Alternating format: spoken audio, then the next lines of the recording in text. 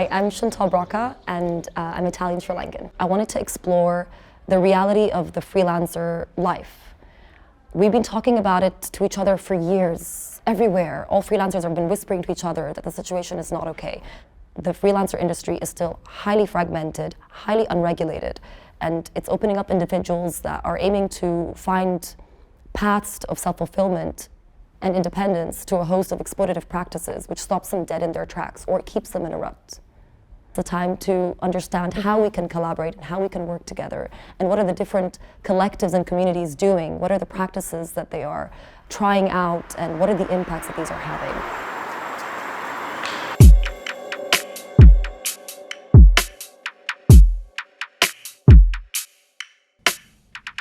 In Cairo, the energy is electric with co-creation, collaboration, and mutual support. We dive in to investigate this powerful intention among the people who have been working tirelessly to place brick after brick, to try and understand how we can nurture each other in the right way, where we all win, because it's really only ever been about this.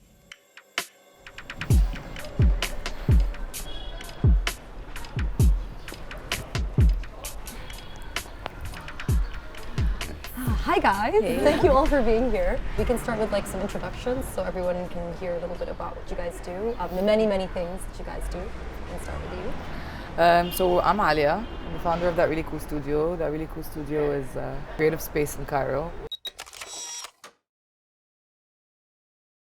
I'm Taymour. I am the founder of Underground Social. We are at the crossroads between media and event production and arts collective. I'm Mariam.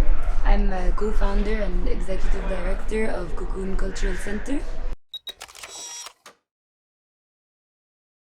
What made you go freelance or instantly go freelance or change to freelance? Like what was it about the traditional channels of like you getting to do what you want to do that just didn't work out for you or that didn't resonate with you?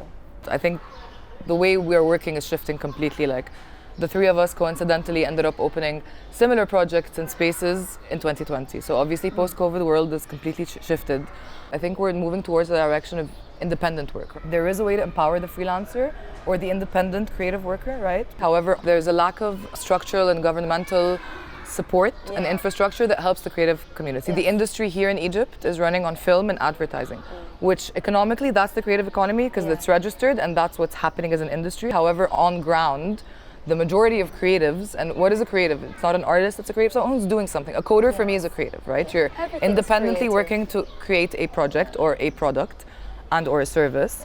So the creative economy is happening from the bottom up, which is super impressive and super inspiring. Yes.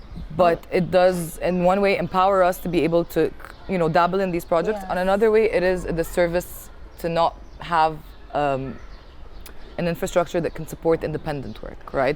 Yes, exactly. How about you guys? Like, what was it that you saw? You're like, is this kind of resonating with you? I'm a multidisciplinary artist, as cliche as that sounds. Not cliche, babe. What other word is there? Like, exactly. Things, There's no like, other description. But I just hear it so often now that I'm like, own it. And I studied this art and design foundation course that I was very lucky to go to. But the issue with it was that they were constantly pressuring me to have a style. And there was this like constant this push that I have to have a style in order to succeed as a visual artist. This is what they tell you. It's crazy. They tell you this. You have to be this and you cannot be all. Exactly, like jack of all trades, master of none, It's perspective, right? A colleague of mine recently shared with me that the continuation of that expression is but oftentimes better than a master of one. The other one that I keep hearing is I don't know what I am, and for me I'm like that's the best thing you can be. You don't need to know. You're not just a painter, you're a painter maybe this season and then next month you're going into product development. We ourselves are not made like this. We are so many things. Fluid. So in our structures that we've built, it's like anti-human almost, I don't have a university degree. I dropped out. I felt a lot of shame around that at the time, from my family, from friends, from myself. I think we glorify this idea of being at an institution. Literally. Absolutely. Absolutely. I can call myself an institution. You want something bad enough, I think you'll make it happen, whether you have that piece of paper or not. Many of us in the creative community in Egypt who find that we have some, for lack of a better term, some sort of standing, be it through our personal connections, be it through the work that we've put in, and we now find ourselves at a certain point.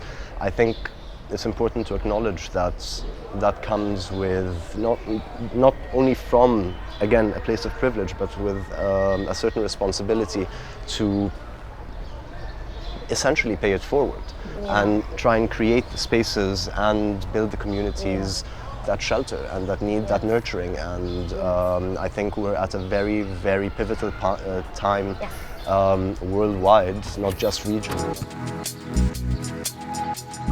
I sit down with Alya Sorour of the Really Cool Studio and Mariam Shath from Cocoon Culture to hear how these collectives focus on building alternative ways of working within the systems. I think that a lot of the tensions will arise or could arise if we replicate models of things that don't work for us, right? The original intention was to hold space for up-and-coming artists.